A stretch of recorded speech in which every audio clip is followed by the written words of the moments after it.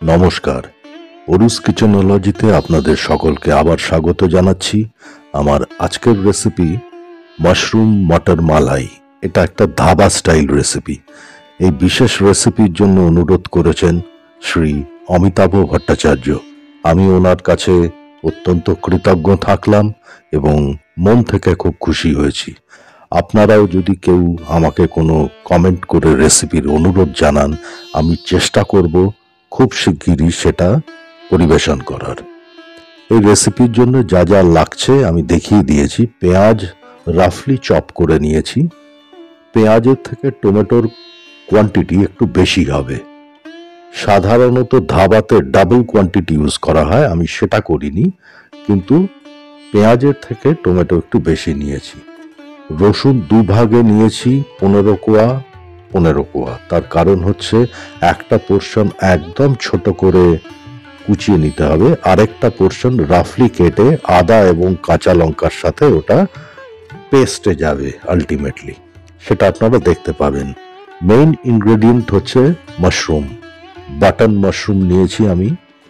এগুলো সাধারণত মাটিতে যে জন্মায় তাতে যে সার, মাটি এবং অবশ্যই কিছু ময়লা এতে প্রচুর লেগে থাকে।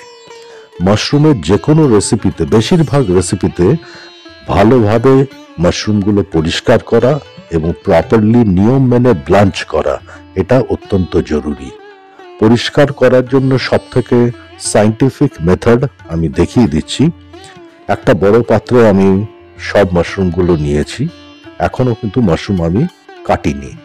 প্রথমে 2-3 টেবিল স্পুন ময়দা ছড়িয়ে দিলাম।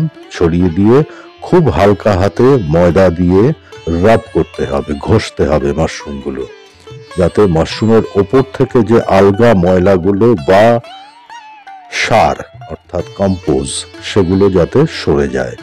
এবারে সবকটা মাশরুম এইভাবে ময়দা দিয়ে পরিষ্কার করার পরে একটা বড় পাত্রে বেশ খানিকটা জল নিয়ে নিতে হবে। জলের মধ্যে মাশরুমগুলো রেখে খুব হালকা হাতে এইভাবে ঘষে ঘষে ওপর থেকে একটা পাতলা লেয়ার দেখুন উঠে যাচ্ছে। এই লেয়ারটা যতটা সম্ভব তুলে দিতে হবে, তাহলেই কিন্তু মাশরুম একদম পরিষ্কার হয়ে যাবে। এর বাইরে যে মেথডগুলো আছে তার থেকে আমি নিজে এক্সপিরিয়েন্স করে যেটা দেখেছি, এইভাবে করলে পরে হয়তো একটু খাটুনি, কিন্তু জিনিসটা খুব সায়েন্টিফিক এবং প্রপার। মাশরুমগুলো এইভাবে জল দিয়ে ধোয়া হয়ে যাওয়ার পরে একটা শুকনো কাপড়ে রেখে হালকা করে আরেকটা কাপড় দিয়ে প্যাড করে একটু ড্রাই করে নিতে হবে। এবং মাশরুমের কাটিংটাও কিন্তু খুব ইম্পর্টেন্ট। মাশরুমের যে স্টেম পোর্শনটা, নিচের যে ডাঁটিটা, ওটার অর্ধেকটা বা তার একটু বেশি কেটে ফেলে দিতে হবে। আর হেডসগুলো, মেইন মাশরুম যেগুলো আছে সেগুলো যদি বড় হয় তাহলে 2 ভাগ করে নেবেন, ছোট থাকলে গোটা রাখবেন। কারণ রান্নার পরে যখনই ফ্রাই হতে থাকবে মাশরুম, তখন কিন্তু একটু শ্রিঙ্ক করে যায়, অর্থাৎ ছোট হয়ে যায়, যার জন্য টুকরো বেশি ছোট করবেন না। ধনেপাতা আমি দেখিয়ে দিয়েছিলাম যে ডাঁটিগুলো আলাদা করে নিতে হবে আর পাতাগুলো আলাদা থাকবে। পাতাগুলো কিন্তু আমি চপ করব না, আর ডাঁটিগুলো রাফলি চপ করে নেব। এবারে এই যে দেখিয়ে দিচ্ছি, রসুন, আদা, কাঁচা লঙ্কা মাঝারি টুকরো করে নিয়েছি, আর 15 কোয়া রসুন একদম ছোট করে কুচিয়ে নিয়েছি। টমেটো আছে, কড়াইশুঁটি ছাড়ানো অবস্থায় 150 গ্রাম মতো আমি নিয়েছি। এবারে চলে আসছি ব্লাঞ্চিং এর প্রসেস। এটা আমি আগেও দেখিয়েছি। একদম একদিকে ফুটন্ত জল, আর একদিকে একদম বরফ ঠান্ডা জল, আইস কিউব দিয়ে ঠান্ডা জল রেডি রাখতে হবে পাশেই। কারণ এই গরম জলের ট্রিটমেন্টটা, হট ওয়াটার ট্রিটমেন্ট যেটা, সেটা হবে খুব বেশি হলে 35 থেকে 40 সেকেন্ড, এর বেশি কিন্তু করবেন না। তাহলে মাশরুম একদম নরম হয়ে যাবে এবং মটরশুঁটিও একদম নরম হয়ে যাবে, গলে যাবে। ইনফ্যাক্ট মাশরুম এবং মটরশুঁটি একসাথে আমি করেছি। এটা করার দুটো বেসিক রিজন আছে। এক হচ্ছে যে মাশরুম এবং কোনো কোনো ক্ষেত্রে মটরশুঁটির দানার একটা অদ্ভুত একটা গন্ধ থাকে, চাপা একটা গন্ধ থাকে। ব্লাঞ্চ করলে সেই গন্ধটা চলে যাবে। দ্বিতীয়ত, মাশরুমের গায়ে যদি এত ট্রিটমেন্ট করার পরেও, ময়দা দিয়ে জল দিয়ে করার পরেও যদি সামান্যতম যদি নোংরা বা মাটি থাকে, সেটা ব্লাঞ্চ করলে সরে যাবে। আমি এটা একটা ছোট্ট ট্রিক্স দেখাচ্ছি আমার মতো করে। এটা মর্টার পেস্টেলেও করে নেওয়া যায়। সাঁড়াশি হাতের কাছে থাকলে সাঁড়াশি দিয়ে একটু ওপর দিকে চাপ দিলেই ওটা ফেটে যায় এলাচগুলো। বড় এলাচ বিশেষ করে খুব হার্ড হয়, বাইরের শেলটা, বাইরের খোলাটা, সেটা এইভাবে করে নিতে পারেন। এটা আপনাদের ইচ্ছা, সামান্য একটা ছোট্ট টিপস এটা। এবারে তেজপাতা দুটো, বড় এলাচ একটা, দারচিনি 1 ইঞ্চি, ছোট এলাচ গোটা 4 আর দুটো লবঙ্গ। গোটা গরম মশলার মধ্যে এগুলো লাগছে। তেল গরম হলে ফ্লেম একদম কমিয়ে দিয়ে এগুলো দিয়ে সুগন্ধ পাওয়া অব্দি একটু নাড়বো 10 থেকে 15 সেকেন্ড। তারপরেই দিয়ে দিচ্ছি টুকরো করে রাখা পেঁয়াজ। পেঁয়াজ আপনারা দেখতে পাচ্ছেন যে আমি কিন্তু খুব ছোট করে এটাকে চপ করিনি। এবারে পেঁয়াজগুলো প্রথমে হাই ফ্লেমে সতে করতে হবে, নাড়তে হবে, কন্টিনিউয়াসলি নেড়ে যেতে হবে মিনিট 3। এই নেড়ে যাওয়াটা কিন্তু এই 3 মিনিট বন্ধ করা যাবে না। এটা করার উদ্দেশ্য হচ্ছে সমস্ত পেঁয়াজের মধ্যে একই রকম কালার ডেভেলপ করবে। এবারে 3 মিনিট বাদে ফ্লেম আমি মিডিয়াম করে দিয়ে আদা, রসুন, কাঁচা লঙ্কা দিয়ে দিয়েছি। এটা 1.5 থেকে 2 মিনিট আমি স্টার করব। মাঝে মাঝে কড়াই তুলে একটু নেড়ে দিতে হবে। তারপরেই দিয়ে দিচ্ছি কেটে রাখা যে ধনেপাতার ডাঁটিগুলো। ছোট করে কাটার দরকার নেই, কারণ এই পুরো জিনিসটা যা আমি এখন কুক করছি এগুলো পেস্ট হবে। কিন্তু চেষ্টা করবেন ধনেপাতার ডাঁটিটা অতি অবশ্যই দেওয়ার, অসাধারণ একটা ফ্লেভার তৈরি হবে। 30 সেকেন্ড মাত্র নাড়তে হবে। পেঁয়াজ দেখুন হালকা ব্রাউন হয়ে গেছে। এই সময় দিয়ে দেবো, ফ্লেম একদম লো করে, ধনের গুঁড়ো 1 চা চামচ, হলুদ গুঁড়ো 1/4 টিস্পুন। এই দিয়েই আমি দিয়ে দিচ্ছি যে স্লাইস করে টমেটোগুলো রেখেছিলাম সেগুলো। ফ্লেম এখন লো আছে। টমেটোর স্লাইসগুলো দিয়েই সাথে সাথে দিয়ে দিচ্ছি নুন।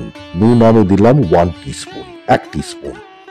নুনটা দিয়ে দিচ্ছি 1 টেবিল স্পুন কাশ্মীরি লঙ্কার গুঁড়ো। এটাতে খুব সুন্দর কালার হয়, আপনারা সবাই জানেন। সবকিছু ভালো করে মিশিয়ে নিন। ভালো করে মিশিয়ে নেওয়ার পরে ফ্লেমটাকে আমি একটু বাড়িয়ে দেবো। আমি একদম লো ফ্লেমে করছিলাম, এখন মিডিয়াম। এবার চিনি দিয়ে দিচ্ছি 1 চা চামচ, 1 টিস্পুন। দিয়েই দিয়ে দিলাম হাফ কাপ মতো গরম জল, যাতে মশলা যেগুলো দিলাম, চিনি, নুন সব ভালোভাবে মিশে যায়।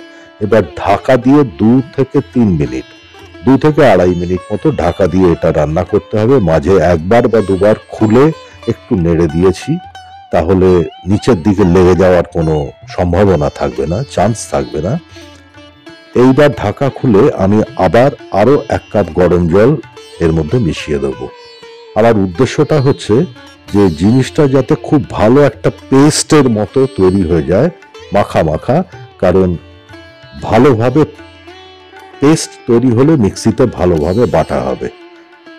জল যেটা দিয়েছি সেটা ভালোভাবে টকবক করে ফোটা অবধি অপেক্ষা করতে হবে। তারপরে গ্যাস অফ করে পুরো মিক্সচারটাকে একদম ঠান্ডা করে আমি মিক্সির বড় জারে দেবেন। এটা ছোট যেটা গ্রাইন্ডার জার সেটাই দেবেন না, যেটা জুস জার একদম বড়টা সেটার মধ্যে দেবেন। এবং দেওয়ার আগে তেজপাতা, বড় এলাচ এই দুটো জিনিস তুলে ফেলে দিতে হবে।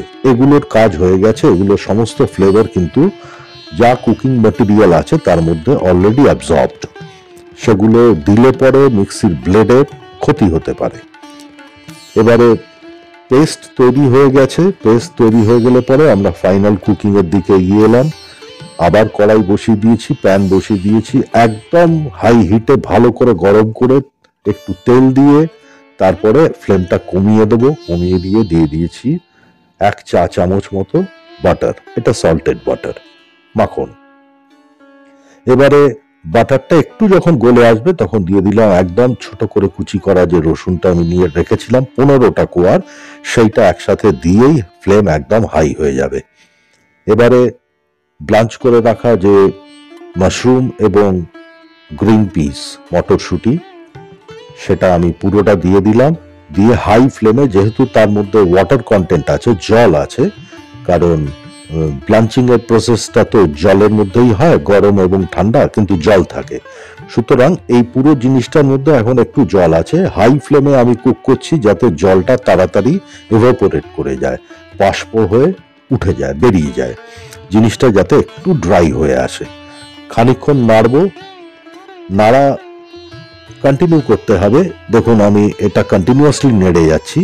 জল যখন দেখবেন যে কমে এসছে তখন বুঝবেন যে এগুলো হয়ে গেছে। এবারে পেস্ট দিয়ে দিন, যে পেস্টটা বানিয়েছি মিক্সির জারে, বড় জারে, সেই পেস্টটা পুরোটা দিয়ে দিলাম।